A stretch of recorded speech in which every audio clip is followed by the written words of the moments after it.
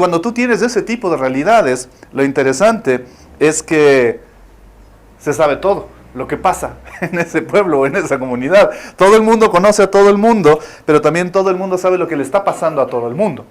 Cuando yo era pequeño aquí en el Valle de los Chillos, la comunidad era pequeñita y estaba dividida por sectores, porque obviamente no todo estaba conectado como ahora. Y era gracioso, quizás mi suegro, que vivió también toda su vida aquí, sabe que cuando el valle era así de chiquitito y habían zonas divididas entre Conocoto, San Rafael, San Golquí, San Pedro, en comunidades un poquito más aisladas, era interesante, todo se sabía en el pueblo. No había forma de evitar que un chisme o una noticia recorriera rápidamente el pueblo y todo el mundo se enterara de lo que había pasado. Y cuando vamos a Lucas 15, en esta historia que estamos revisando, que estamos tratando de entender, donde el Señor habló a este grupo de personas mezclada entre un grupo de personas religiosas que estaban molestas porque Jesús estaba hablando y llevándose con gente que era pecadora, y esta gente pecadora que estaba desesperada, necesitando el mensaje de Jesús, las palabras de Jesús, la sanidad de Jesús, la esperanza que Jesús les proveía. Jesús vio esa tensión. Vio que los religiosos, en lugar de estar felices por lo que estaba ocurriendo en el corazón de los pecadores a través del mensaje de Jesús, estaban molestos porque estos pecadores estaban cerca de un rabino tan importante. Y se les estaba dejando conocer cosas que ellos no merecían saber. Y Jesús, en esos textos de Lucas, usa algunas analogías para tratar de explicar a la gente. La primera de ellas, ¿cuál era? Gracias, la oveja perdida. Esta oveja que se pierde y el pastor deja todas las demás en el desierto y va por ella. Y Jesús está hablando de absurdos. Jesús está diciendo, ¿se dan cuenta de que para ustedes humanamente es absurdo hacer eso? Para ustedes uno vale menos que la mayoría. En ovejas una no vale nada, cuida las 99, deja que la otra se muere. Y Jesús dice, no, para Dios cada una es importante. Así es que es capaz de hacer un sacrificio que pone en riesgo a las 99 con tal de ir a salvar a la una. Y como la gente no logra entenderlo, Jesús usa una analogía que le sea más familiar, dinero. Y dice, ok, a una viuda se le pierde una moneda y ella se desespera y vuelve la casa patas arriba buscando la moneda, y cuando la encuentra se pone feliz. Y en ambos casos relata que los dos, tanto el pastor de esta oveja cuando la encuentra y la viuda que encuentra la moneda, van a su comunidad y les cuentan con alegría, he encontrado mi oveja perdida, he encontrado mi moneda que se me perdió. Hagamos fiesta, alégrese conmigo. Así debería alegrarse aquellos que siguen al Señor, el pueblo de Dios. Debería alegrarse cada vez que un pecador se arrepiente.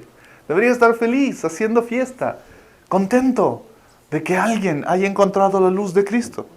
Pero como la gente parecía no entender, Jesús va a una tercera analogía. Y cuenta la historia de este papá que amaba profundamente a sus dos hijos. El mayor, siempre responsable, cumpliendo las cosas de la casa y siguiendo las tareas. El menor, no tanto, acostumbrado a ser un poco más mimado. Llega a una etapa donde el papá espera que se comprometa con ser más maduro, con alguna dirección en su vida. Y lo que le dice al papá es, papá, dame la mitad de todo lo que me corresponde antes de que te mueras, porque ya estás medio viejo y te vas a morir, entonces dame la mitad. Y el papá tiene que llevar a cabo el proceso de negociación, venta, firmas, etcétera, que normalmente correspondería a separar la mitad de tus bienes para poder entregársela a un hijo tuyo. Y cuando lo hace, todo el pueblo se entera. Todo el pueblo se entera. Toda la familia tarde o temprano se entera. ¿Ustedes han hecho eso? ¿Han tratado de hacer algún negocio, algún acuerdo con su papá, con un hermano, alguien en la familia, sobre todo en términos financieros, y tú juras que esto va a quedar entre los dos, pero sabes que tarde o temprano va a pasar, y pasa que toda la familia termina enterándose de cómo hicieron el negocio, cómo un papá le vendió a un hijo el auto de él a un precio que no era imaginable, y el otro hermano le reclama de ¿por qué le compraste, papá, el carro tan barato? Deja, si papá me vendió el carro así, es asunto mío y de él. Tarde o temprano, en las comunidades pequeñas, todo lo que se hace se descubre. De hecho, en todo el mundo pasa.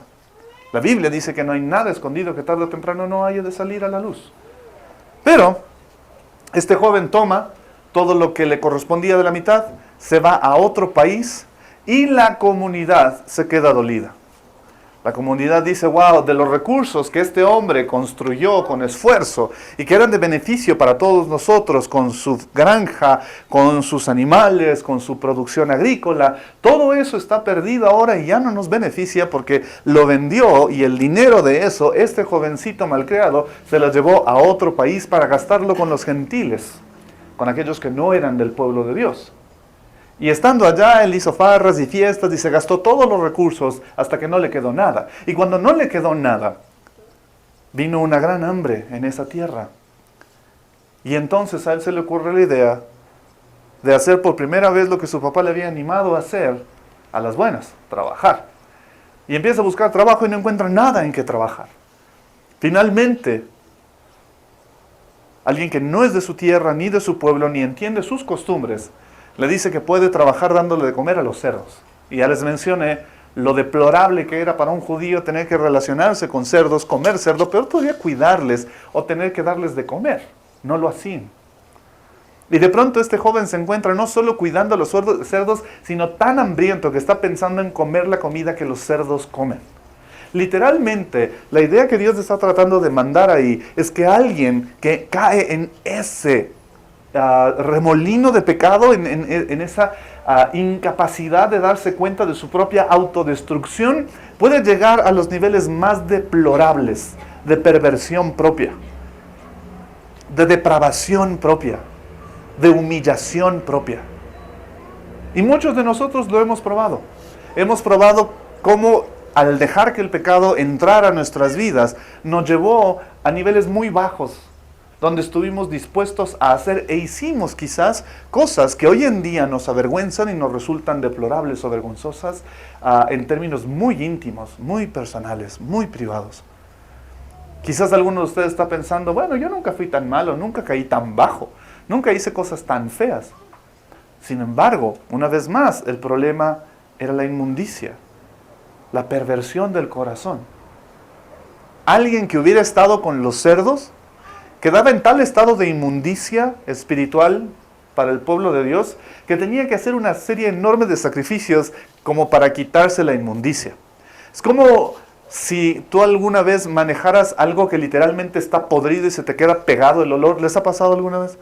¿Has manejado algo que estaba muy dañado y el olor se quedó? ¿O algo se dañó en tu casa y el olor se quedó? Mi esposa y yo el otro día estábamos en su auto y nos subíamos y el auto apestaba, horrible, apestaba espantoso. Y dijimos, algo se regó. Entonces cogimos y empezamos a limpiar el carro y limpiamos el carro y cogimos y pusimos aromatizante en el carro y ya está un poco mejor y abrimos las ventanas y se iba un poco. Parábamos en algún lado, nos bajábamos en algo, regresábamos al auto, abríamos y el auto apestaba de nuevo. Literalmente apestaba podrido. Y volvíamos a revisar y sacábamos las cosas y pensamos que eran unos costales de un producto que llevamos en la cajuela, que se quedaron ahí. Y finalmente dijimos, ¡oh, qué asco son los costales! Y botamos los costales. Nos subimos, abrimos las ventanas y dijimos, bueno, ya con eso debe irse el olor. Llegamos a otro sitio, nos volvimos a bajar. Cuando regresamos al auto, el auto seguía apestando y apestaba podrido y apestaba horrible.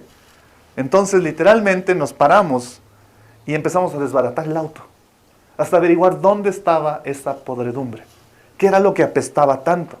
Y resulta que detrás del asiento de los pasajeros, una leche se había chorreado, y cuando tú levantabas el asiento, y hay pequeños compartimentos para que las piezas se enganchen, estaba un montón de leche descompuesta, podrida. Y obviamente ustedes saben lo terrible que el olor de leche podrida es. Yo tengo un serio problema con eso. Sí, me produce náusea como nada más el olor de la leche podrida. Y mi esposa y yo tuvimos que empezar a recoger con un asco terrible toda esa leche que estaba podrida en el auto. Y a veces te toca buscar. Pero cuando la encuentras, el problema no es solo que la encontraste, sino que quitar el olor de eso es difícil. Y lavamos el auto y pusimos aromatizantes en el auto, pero el olor no se fue enseguida. Tomó un par de días hasta que finalmente el auto volvió a oler agradable, a niña.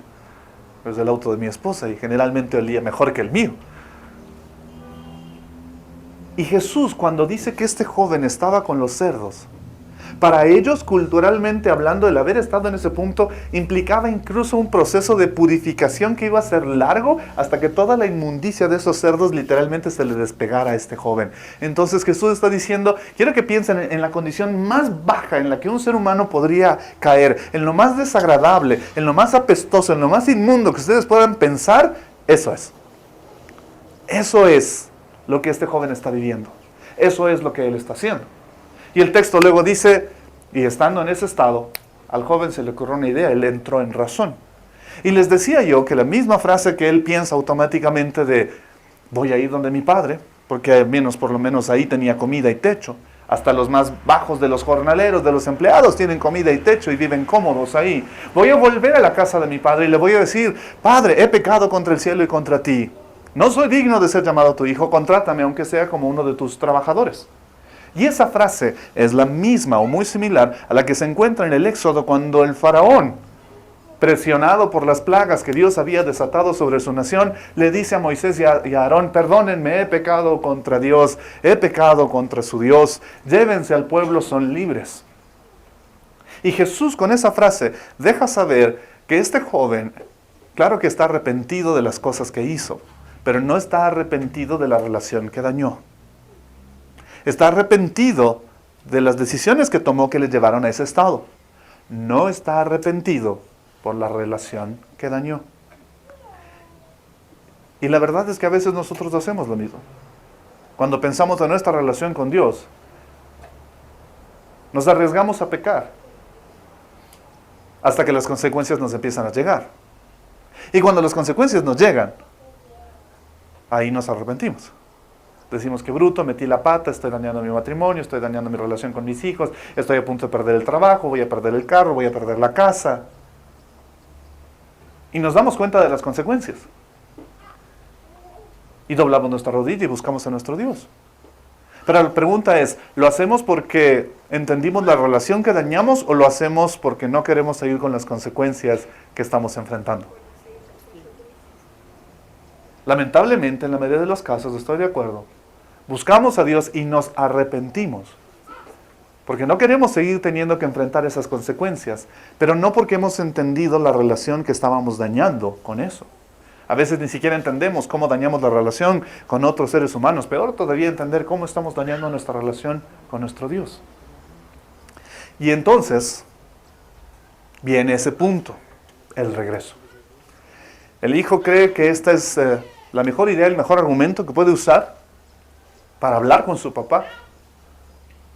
Probablemente él está sucio, está flaco. Mejor, porque así hasta le va a dar pena a su padre cuando le vea. Algo de lástima no es malo. Lo hemos hecho. Cuando hacemos alguna burrada y queremos que alguien nos perdone, lloramos y vamos con los ojos hinchados para que la persona nos diga, ¿estuviste llorando? Y uno, no, bueno sí. Y de pronto que la gente nos vea demacrados, con cara de que no has comido, pálidos, un poco decaídos, porque es más fácil conmover a alguien más si te ve profundamente demacrado por dentro, tanto como te ve profundamente demacrado por fuera. Y cuando nos ven así nos tienen más pena. Hemos usado sus argumentos en nuestra casa muchas veces. Mamás han usado ese argumento. Mamita le digo, no, ya no quiero nada, déjenme. Uy, cómo pesa esto, uy, mi espalda, uy. Pero mamá le dijo, no, déjalo. Porque está enojada, está resentida, está dolida y quiere que el otro o la otra se conmueva. El papá hace silencio. Él está dolido, hizo cosas malas y los hijos le reclamaron diciéndole, papá, ¿por qué hizo eso? Papá, ¿por qué hizo lo otro? Y él dice, ustedes no saben todo lo que yo tengo que enfrentar. Ustedes no saben todas mis luchas. Pero ¿cuáles son, papás? No importa. Yo solito, yo solo he de ver. Y le ves que se sienta por ahí, en su sillón. Y los hijos o la esposa se acercan y le dicen, ya, pero a ver, habla, ¿qué te pasa? Nada, no me pasa nada. En el fondo él sabe que él hizo las cosas mal, pero usar ese argumento de ponerme un poquitín en el papel de víctima siempre ayuda. Siempre ayuda. Y el hijo va un poco en ese plano. Él está regresando a casa un poco en ese papel de víctima, pensando que de esa manera el papá le va a perdonar. Pero hay un problema. El hijo sabe que le espera algo que no depende de su papá, depende de la comunidad. El hijo sabe que le espera el Kezazá. ¿Alguno de ustedes había escuchado esa expresión? Les voy a contar lo que el Kezazá es en un momento. Pero el hijo sabe que tan pronto como él esté en un punto donde se alcance a ver su pequeña ínsula, su pequeña comunidad, ese caserío donde su papá y el resto de familias viven, el Kezazá iba a pasar y eso hubiera sido el fin para él. Él no sabe qué es lo que pasa con el papá. Como muchas veces nosotros no sabemos qué pasa con Dios. Estoy haciendo las cosas mal. ¿Qué piensa Dios? Está enojado conmigo. Claro, me están viniendo estas épocas malas porque Dios está enojado conmigo. ¿Les ha pasado? Vienen esas épocas donde todo empieza a salirte mal, todo empieza a dañársete, las cosas empiezan a fallar. Y uno dice, Dios debe estar enojado conmigo. Algo debo haber hecho para enojar a los dioses. Era el pensamiento de la gente en la antigüedad. Si ellos dependían de la tierra y de pronto venía una sequía, su pensamiento era, algo estamos haciendo y los dioses están enojados y no envían la lluvia. Cuando de pronto venía demasiada lluvia y todo se enojaba, ellos decían, algo estamos haciendo mal, hemos enojado, hemos disgustado a los dioses están inundando la tierra. Cuando de pronto venía una plaga o una enfermedad, ellos decían, oh, los dioses están enojados con nosotros, algo hemos hecho, nos han mandado esta plaga, esta enfermedad terrible. Y graciosamente han pasado miles de años y esa idea sigue estando plantada en el fondo de nuestro ser. Todavía pensamos que cuando las cosas empiezan a salirnos mal, Dios debe estar enojado con nosotros. ¿No les ha pasado? Se te daña. A mí, por ejemplo, se me cruzó el otro día, se me dañó el auto. De la nada. Y cuando fui, resultó que no era algo sencillo, era algo más profundo y tuvieron que abrir el motor del auto y se demoraron, no 3 días como me ofrecieron, sino ya van 2 semanas. Y el auto desarmado. Y cuando estaba así, se me dañó un dispositivo mío. Y luego llegué a la casa y prendí la cafetera y la cafetera no funcionaba. Y luego tomé en mi trabajo un cable nuevo que había comprado justo para hacer una presentación y lo conecté y no funcionaba. Y dije, es de esos momentos donde todo se te empieza a dañar. Es de esos momentos donde todo empieza a fallar, todo empieza a dañarse, todo empieza a ir mal. Dios debe estar enojado conmigo. En el fondo de mi corazón, esa frasecita resonó. Dios debe estar enojado conmigo, algo debo haber hecho. Esa parte instintiva de mis antepasados tras antepasados, que tenían esa idea, todavía sigue estando en mi ADN. Y pienso, quizás Dios está enojado conmigo por algo que hice. Y este hijo, volviendo a su pueblo, piensa, mi papá debe estar muy enojado. Le avergoncé. No solo le quité la mitad de sus posesiones, le avergoncé, que es peor todavía. Porque una cosa es que tú le quites algo, pero que le hagas pasar vergüenzas a tus papás, eso sí no te perdona. ¿No es lo que les han dicho? Yo todo te perdono, pero que me hagas pasar vergüenzas, eso sí no. Yo todo te perdono, pero que hagas quedar mal el nombre de la familia, el apellido de tu abuelo, eso sí no. A los papás les ofende cuando uno es irrespetuoso con la familia y hace que la familia pase vergüenzas, que va a pasar tu abuelito, que va a pasar tu abuelita, tu tatarabuela que todavía está viva se va a morir por tu culpa. Por las cosas terribles que has hecho. Has ensuciado el nombre de la familia. Y este hijo regresa pensando, mi papá debe estar terriblemente ofendido y muy enojado conmigo. Lo que él no sabía es que en realidad ese papá, desde el primer momento en el que él se fue, estaba pensando en su hijo y no dejaba de pensar en su hijo. No dejaba ni un minuto de pensar en ese hijo que se fue. Y ese papá se preparaba. ¿Para qué? No solo para recibir a su hijo. Su papá se preparaba para el Kezazá. Su papá sabía que si un día, porque los papás y las mamás tienen ese instinto, dicen, creo que un día mi hijo se va a corregir, creo que un día mi hija va a entrar en razón, creo que un día mi hijo va a volver, creo que un día corregirá su camino. Los papás tienen esa esperanza. Y este papá tiene esa esperanza, creo que un día este hijo puede volver. Y está esperando a su hijo. Y está preparado porque sabe que el Kezazá viene. Lucas capítulo 15, verso 20 dice que entonces regresó a la casa de su padre y cuando todavía estaba lejos, su padre lo vio llegar. Tú no ves a alguien que está lejos a menos que estés pendiente todo el tiempo de por dónde esa persona puede volver. Que estés pendiente de ese camino todo el tiempo. Y ese padre parece estar tan pendiente de ese camino que a lo lejos alcanza a distinguir la figura de su hijo volviendo. Demacrado, flaco, feo, pero suyo. Su hijo. Le alcanza a ver, la reconoce. Y lleno de amor y compasión hace algo. ¿Qué es lo que este papá hace? ¿Qué hace? Corrió hacia su hijo. Ahora nosotros leemos eso y nos parece relativamente normal, ¿no? Lleno de amor y compasión, qué lindo papá, qué amable. Corrió hacia su hijo, lo abrazó y lo besó. Es como, ay, qué lindo, fue corriendo y le abrazó. Sin embargo, la tradición, ya este papá había pasado bastantes vergüenzas. Su hijo se llevó la mitad de las cosas y la gente le quedaba viendo y le decía, ¿y cómo está pues tu hijo? Y él tenía que preguntar, ¿cuál de los dos? No sé pues, el único que tienes, porque el otro se fue. El hijo que te queda.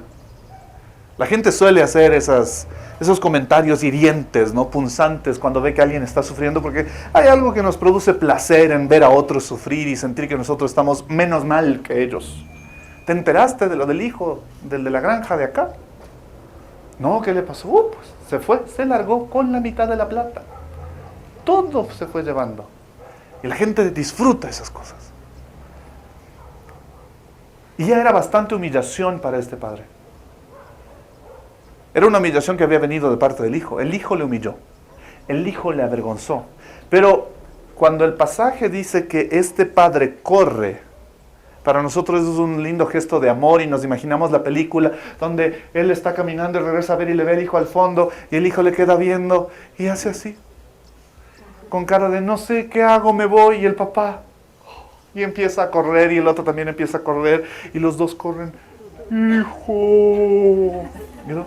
¡Papá! Y nos imaginamos esa escena linda, ¿no es cierto? Como en las películas. Y los dos corriendo y le van haciendo la toma en cámara lenta al uno y la toma en cámara lenta al otro. Y entonces se van se abrazaron. Y uno se ve conmovido porque llegó el momento donde los dos se encuentran y se abrazan. Pero en realidad... Cuando Jesús usa la expresión de que este padre corrió, pasa de la humillación que este padre recibió por culpa del hijo a una humillación voluntaria. Este padre se humilla a sí mismo, porque en la tradición de esa cultura, un hombre mayor que usaba una túnica y tenía que demostrar que era importante, actuando con mesura, moviéndose despacio, sin apuros. Es lo que hace alguien que ya es grande. Tú no ves muchos adultos mayores corriendo por la calle, ¿o sí? No. Ya el adulto mayor, quizás porque las fuerzas ya no le dan, o por el simple hecho de que ya no le da la gana de correr, ya no siempre se apura igual. Uno está, pero vamos, abuelita, tranquilo, mijito, tranquilo, igual llegamos.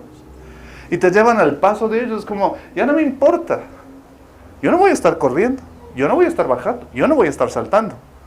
Si no me creen, traten de subirle a esa abuelita a una moto y van a darse cuenta de lo difícil que es. Yo intenté con la mía. Este hombre tiene que tratar de mantener algo del respeto del pueblo. Pero el momento en el que él se pusiera a correr, actuaba como un niñito. Solo los niñitos andan corriendo como locos por ahí. Y cuando corren como locos, toda la linda ropa que tú le pusiste y esa camisita que estaba bien fajada en su pantaloncito, o ese vestido hermoso que estaba puesto, empiezan a correr. ¿Y cuál es la primera preocupación de los papás? ¡Ay, por Dios, no corras con vestido, mija! Y el vestido está así, ¿no es cierto?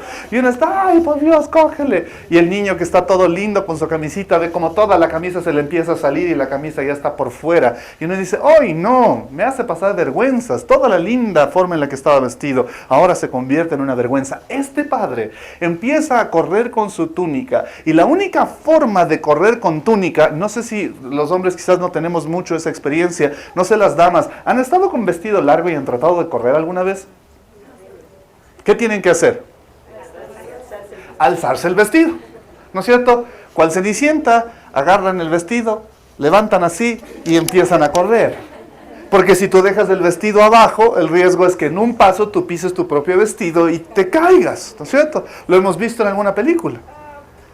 Este hombre está con una túnica larga que llega casi hasta el piso, porque que se viera su piel era una falta de respeto y de pudor contra sí mismo. Pero cuando ve a su hijo, este padre sabe que tiene que llegar a su hijo antes que el pueblo, porque a su hijo le espera el Quesazá. Y si el pueblo llega a su hijo antes que él, la ley se va a cumplir y su hijo ya no podía ser salvado. Y este padre pasa de la vergüenza que el hijo le provocó a la vergüenza que él mismo se provoca, levantándose la túnica y corriendo, sin importarle que medio pueblo, media ínsula, media comunidad le vea sus piernas velludas, destapadas, corriendo y flacas por ahí en desesperación para llegar a su hijo. Este padre decide humillarse a sí mismo. Este padre decide humillarse a sí mismo. Ya no es solo que el hijo le humilló. Y el padre se queda firme esperando que el hijo avergonzado venga. Sino que el padre sabe que hay una ley que el hijo tendrá que enfrentar. Y la única forma de que no la enfrente es que él se humille a sí mismo y llegue a su hijo antes. Y el padre corre. Y el pueblo ve y dice, Dios santo, con razón el hijo ha sido así, pues si el viejo loco, vele cómo corre. Y el pobre señor, agarrado su túnica, corría con desesperación para llegar a su hijo. Llega hasta su hijo y no le da tiempo a nada y le abraza. Y si ustedes han leído su Biblia, el hijo ni siquiera alcanza a terminar la frase. Le dice, papá, he pecado contra el cielo. Y el papá le abraza tan fuerte que el hijo ni siquiera alcanza a terminar la frase diciéndole, quiero que me contrates como uno de tus jornaleros. Ni siquiera alcanza a terminar la frase porque el papá le toma. Y ese abrazo implica aceptación. Ese abrazo implica que el hijo es bienvenido de nuevo porque el padre, el principal ofendido, estaba recibiéndole en sus propios brazos de nuevo, sin exigirle ninguna explicación. Para nosotros es difícil de entender, pero insisto, lo que si no le esperaba a ese hijo era el Quesazá. Y el Quesazá era un rito por ley, muy sencillo, pero terriblemente difícil. Si alguien, la ley decía, si alguien del pueblo, de la comunidad, de la ínsula, toma recursos que benefician a la comunidad y se los lleva para gastarlo con los gentiles que no son de la comunidad, lo que algún anciano o persona importante en la comunidad hacía era que en el momento que esa persona intentara regresar, en el momento que esa persona quisiera volver, esta persona de la comunidad que le veía, llamaba a todos rápido, se ponían en el camino frente a esta persona, tomaban un plato, una vasija, un tazón o lo que fuera, y lo lanzaban al piso frente a esa persona y le hacían pedazos, mientras gritaban Quesazá. Y cuando eso ocurría, esa persona le decía, Quesazá para ti. Esto es lo que este plato está ahora en pedazos y desecho. Esto es lo que tú le has hecho a esta comunidad. Al llevarte los recursos que eran para nosotros, tú destrozaste esta comunidad. ¿No le han dicho eso a alguien alguna vez? Alguien les traicionó, les lastimó, les falló, y tú te paras frente a esa persona y dices, destrozaste este matrimonio, destrozaste esta familia, acabaste con esta relación, destrozaste este negocio. Nosotros lo hacemos de alguna forma. Parece que tenemos el Quesazá grabado en nuestro corazón. Cuando alguien nos ha faltado, somos capaces de decirle, tú acabaste con lo nuestro, lo destrozaste. Y el momento que el pueblo hacía eso, esa persona no era bienvenida nunca más. No había forma de que volviera a la comunidad, nadie le iba a aceptar en la comunidad, jamás iba a encontrar trabajo en la comunidad, nadie de la comunidad le iba a hablar, nadie iba a relacionarse con esa persona, porque destrozó la comunidad. Y el padre sabe que hay una ley, Y el padre sabe que si él no llega antes de que alguien haga quesasá, en el momento que se haga, su hijo no es más bienvenido. Y este padre corre. Y este padre se humilla para llegar a su hijo antes. Eso es gracia. Este padre le muestra gracia a su hijo al darle algo que el hijo no merece, la propia humillación del padre. El padre se humilla a sí mismo para hacerle a su hijo el favor de que no sea cortado de la comunidad, asumiendo él la vergüenza. La gente ya no iba a hablar de lo terrible que el hijo fue, la gente iba a hablar de la vergüenza que fue verle a ese padre corriendo desesperado, mostrando las piernas, tratando de llegar a su hijo. Ese padre lo hace. Y nosotros tenemos que entender esa gracia que ofrece perdón. Lucas 15:21 dice, su hijo le dijo, Padre, he pecado contra el cielo y contra ti, y ya no soy digno de que me llamen tu hijo. Era el plan de él. Pero este padre se adelanta al plan de su propio hijo. Un plan que no incluía un arrepentimiento por la relación, sino un arrepentimiento por las consecuencias. Pero al padre no le importa eso. El padre está más empeñado en rescatar a su hijo de lo que su hijo está en salvarse a sí mismo. Este padre está más empeñado en rescatar a su hijo y restaurarle de lo que el hijo está empeñado en restaurar la relación con ese papá. Y el papá corre y el papá le perdona. El simple hecho de recibirle a su hijo antes de que el quesasá ocurriera era un acto de perdón público. Significaba que el padre perdonaba al hijo. Y nos cuesta trabajo, porque es casi como si ese padre hubiera estado pendiente todos los días. Nos cuesta trabajo entenderlo, porque es como si ese padre hubiera dicho, he estado esperando por ti, he estado esperando por ti, y mi gracia es suficiente para redimirte, rescatarte de tu condición de un hijo que estaba perdido y que he vuelto a encontrar. Esta es una gracia que perdona. Es una gracia también que reivindica. Porque no solo le perdona en el sentido de lo malo que hizo, sino que si continúa leyendo la historia, le devuelve a ese hijo la posición que él había perdido. Como heredero, como hijo del dueño. Y muchas veces, esa es una de nuestras luchas más profundas.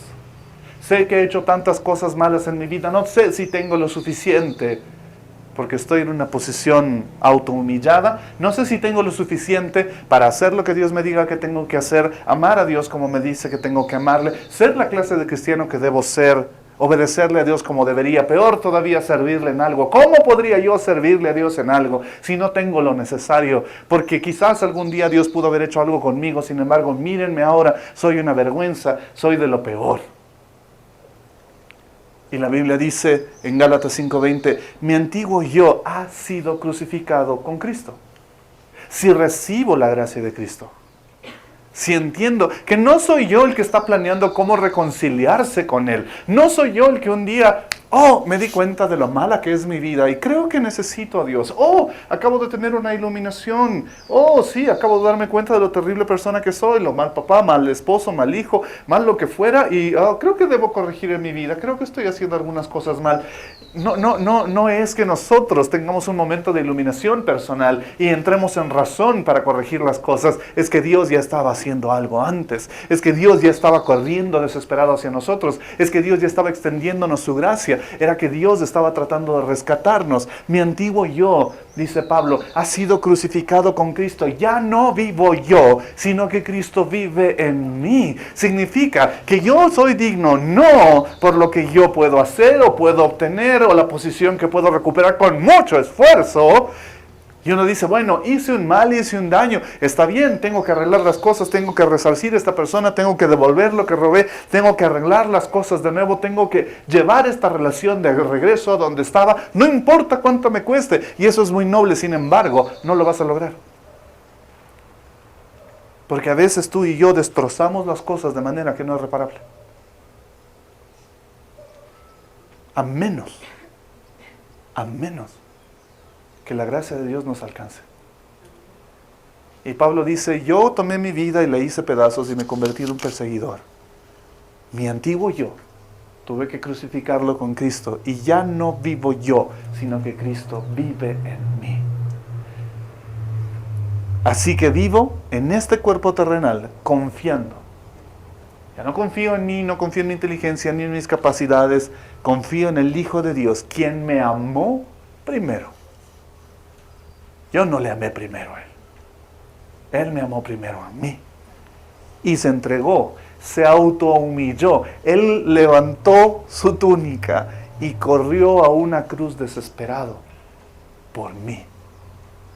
Y Dios extiende no solo una gracia de perdón, sino una gracia de reivindicarte a una condición que por tus propias fuerzas no hubieras podido conseguir. Y ahora, que toda la gloria sea para Dios.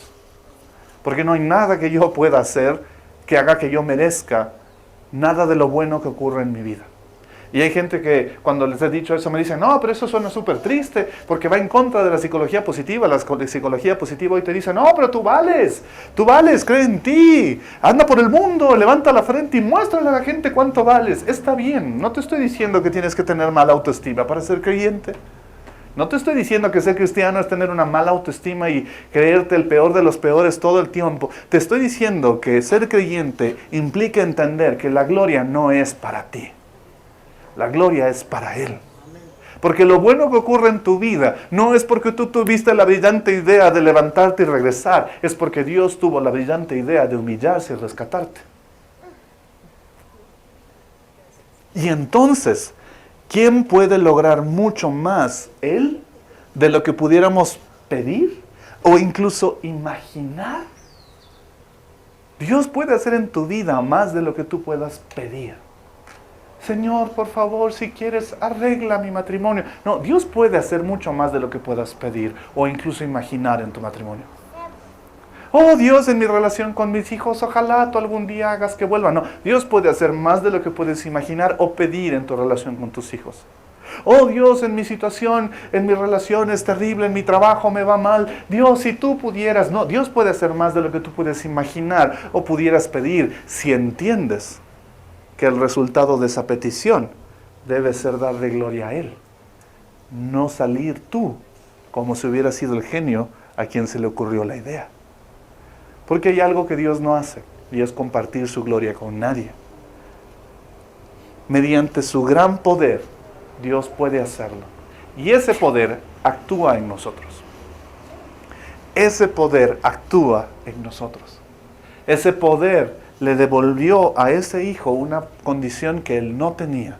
Y cuando llegó a su casa, su papá puso un anillo en su mano, cambió su vestidura para que él se viera completamente fresco, nuevo, digno. Y cuando la gente le viera, supiera que el papá le regresó a la misma condición en la que estaba antes.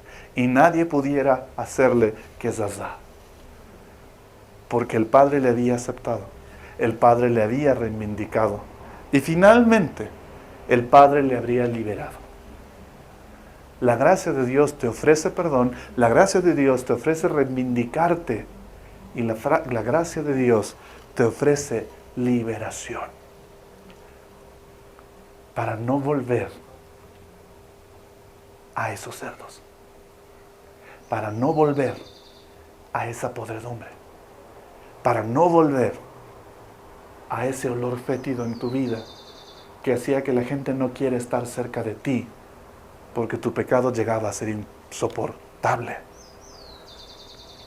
La Biblia dice, por lo tanto, Cristo en verdad nos ha librado.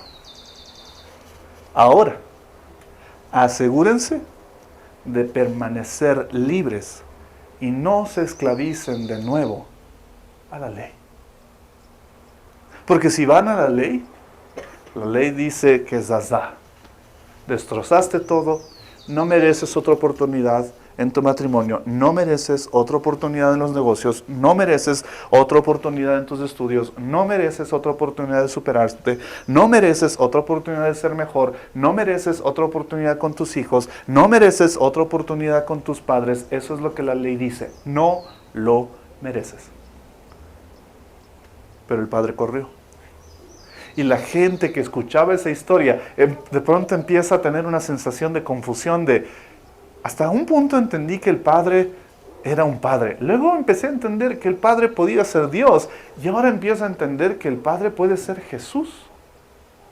La gente empezó a entender que Jesús hablaba de sí mismo. De esta humillación que Él pasó por nosotros, salir a la cruz y pagar por lo que nosotros teníamos que pagar.